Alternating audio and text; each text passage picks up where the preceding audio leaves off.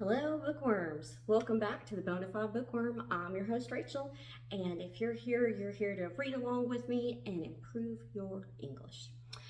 So before we get started today, I wanted to give you a review that I'd mentioned before. So after Longlegs, I kind of went down a rabbit hole about Maki, how do you say her name? Monroe, the main girl, the main chick from Longlegs.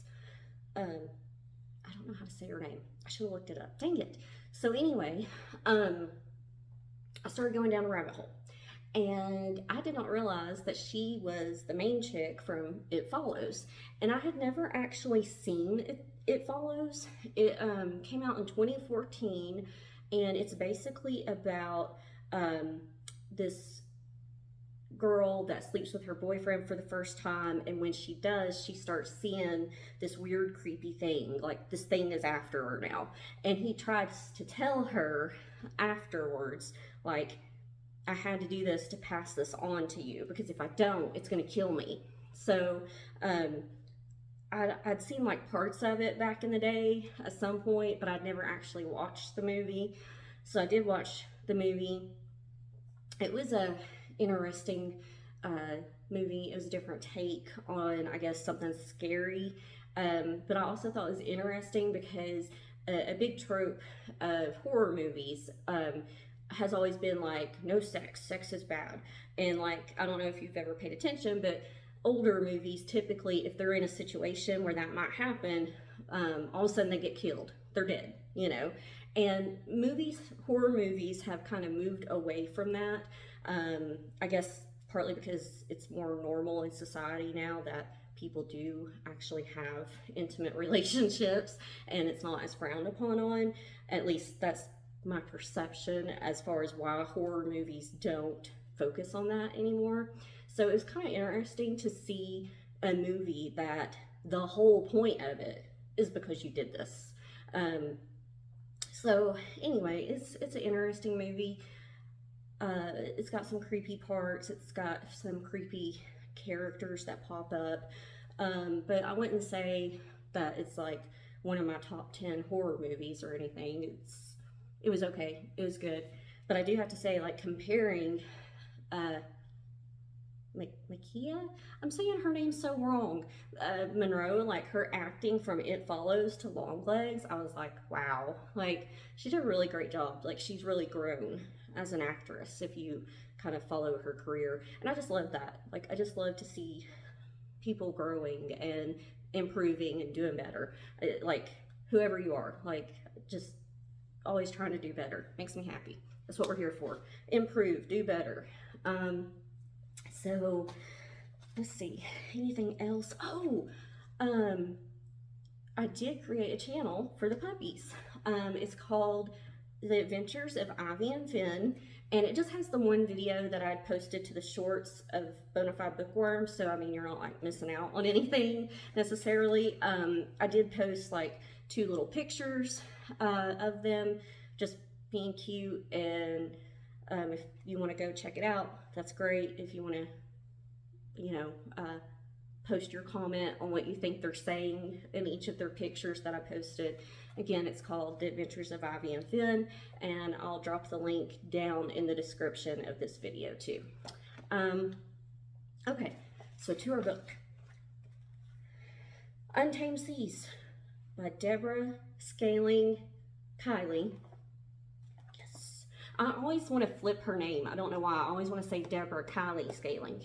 Deborah Scaling, Kiley, and Meg Noonan. Untamed Seas. So last off, when we left our little crew, they were just taking the rotations, their watch rotations for the boat, making sure everything's going right. And Deborah had just gone to lay down in her bunk, and she was exhausted, and she fell asleep. So that's where we're picking up at, and it's on page 55, kind of towards the bottom if you're on this version and if you're following along, and if not, that's fine too. We'll just read and you can listen. Here we go. 4 hours later, when I came on deck for my next watch, I was happy to see that we had left the mouth of the bay and were heading out into open ocean. The conditions were still wonderful, with brisk 15 to 20 knot winds, a light chop, and a few puffy clouds. When I went below to get coffee, I saw John at the navigation station. I asked him whether we were still planning to rendezvous with Tilly's boat in Beaufort, North Carolina, to celebrate her birthday. I think with the forecast so good, we should just keep going, John said. Be just my luck to get into Beaufort and get stuck there for a week with shitty weather. Anyway, I can't find that chart. What chart? The chart for that whole coast. Doesn't really matter. We don't need it. I went back up and took the helm from Brad. We had changed our course slightly and were heading a little more to the southeast in order to get seaward of Cape Heratus. I had never sailed the Atlantic coast before, but I knew the area was notorious for rough weather. We were still on the same tack and broad-reaching with the main, mizzen, and jib. Sometime during their watch, Mark and John had taken the pole off the jib. We were still moving well, and I started to think we might just get to Florida sooner than expected. Around noon, John and Mark came on deck, each drinking a beer. Mark was carrying a small plastic cooler. Want a cold one? Mark. Oh wait, should I do my terrible accent? Well, cold one. No, I can't do it. It sounds Australian. Mark asked Brad, who shook his head. After a quick lunch, Brad and I went back to our bunks. When I woke up around 4 in the afternoon, I could tell from the way the boat was riding that the wind had picked up. I put on my foul weather gear, woke Brad, and went on deck. The wind was blowing 25 to 30 knots. The seas had built to about 10 to 12 feet, and a bank of dark clouds was advancing from the horizon. The weather facts hadn't indicated any change, but something seemed to be blowing up. Mark and John had rolled up the jib, main, and mizzen about 25%. We were still on a port tack, moving along quite well, even through the bigger seas. Brad and I traded off the helm every 20 minutes or so, and each time I took the wheel, I had to work harder to keep Trashman on course. By the end of our 4-hour watch, the wind had stiffened to about 30 to 35 knots, and the seas were rolling in at 12 to 15 feet. Down below, the Steve Winwood tape finished rewinding and started playing again. We have to get John to change that tape, I said. I can't take it anymore. When I went down to get John and Mark for their watch, I found them sitting in the main cabin. Thirsty? John asked and held up a beer. What did the last weather facts say? I asked while I peeled off my foul weather gear. Same thing as the last one and the one before that, John shrugged. It's getting rough, I said. That's not rough, Mark said as he climbed up the companionway, trying not to spill the amber liquid in his glass. I think I will have something. What's he drinking? I said. Dwars. And what? Just dwars. I made myself a vodka and cranberry juice and collapsed on the settee. My face was hot from windburn and my skin was gritty with salt.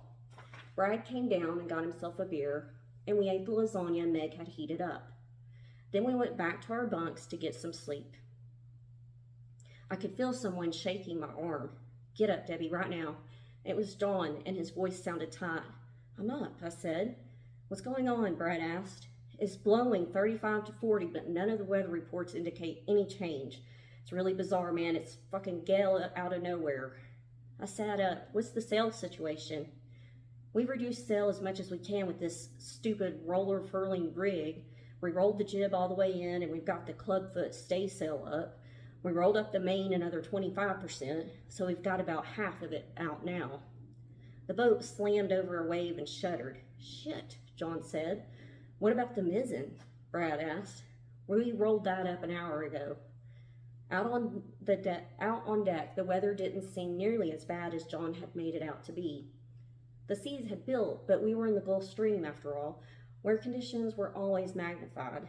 And a low-pressure area just north of the Bahamas was probably kicking up a sizable ocean swell from the east. I thought probably conditions would stay pretty messy until we got across the stream.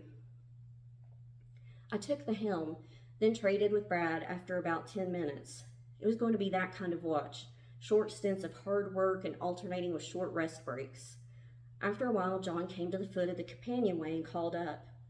I think I want to jib now, he said. Brad and I exchanged looks of disbelief. Here? Now? I yelled down to John. What's up? You decided to go to Tilly's birthday party? I'm worried about the weather. I don't want to get caught in the Gulf Stream if this gets worse. I got news for you, bro, Brad said. I think we're already in it. Then we're going to get back just inside of it and stay there. This didn't make much sense to me. Even though the Gulf Stream could be treacherous, we were awfully close to Cape Paratus to be thinking about heading toward shore. Still, it was John's call. Brad and I jibbed the boat. On the starboard tack, the wind was almost dead astern and gusting up to 40 knots. I hoped to God John knew what he was doing. Brad and I traded turns at the helm. Every time I got back to the wheel, the seas seemed to have gotten more chaotic, the wind more powerful. It was exhausting trying to keep the boat on course, and by midnight, when our watch ended, I was desperate for sleep. Below, the two big chairs were sliding back and forth with every heave of the boat, digging deep scars into the polished floor. I asked John if he wanted me to secure them, but he said not to bother. I was relieved. I barely had the energy to take off my foul weather gear and crash. 4 hours later, Brad and I were back on deck, and the weather had definitely gotten uglier. We sailed more and talked less as our watch went on, and by the time it ended, we were both spent. Let's go, I heard John say. I groaned and rubbed my eyes. Was that 4 hours? It's really nasty out there, he said. We're taking on some water. I rubbed my eyes again. Come on, you gotta be up there quick, John said impatiently. Mark's kind of wild. We have to get him down. John said he was going to work on the generator. He wanted to have it ready in case we needed extra power. I pulled on my wet gear, thinking that John was just not used to dealing with weather. Then I felt the boat being lifted astern first, as if it were on a hoist. I reached out to steady myself as the boat listed and groaned. We paused for a split second, and I felt that suspended agony you feel on a roller coaster as it crests a steep hill. Then we started down, and my stomach seemed to drop away. Holy shit, Brad said. I heard Mark hollering up on deck.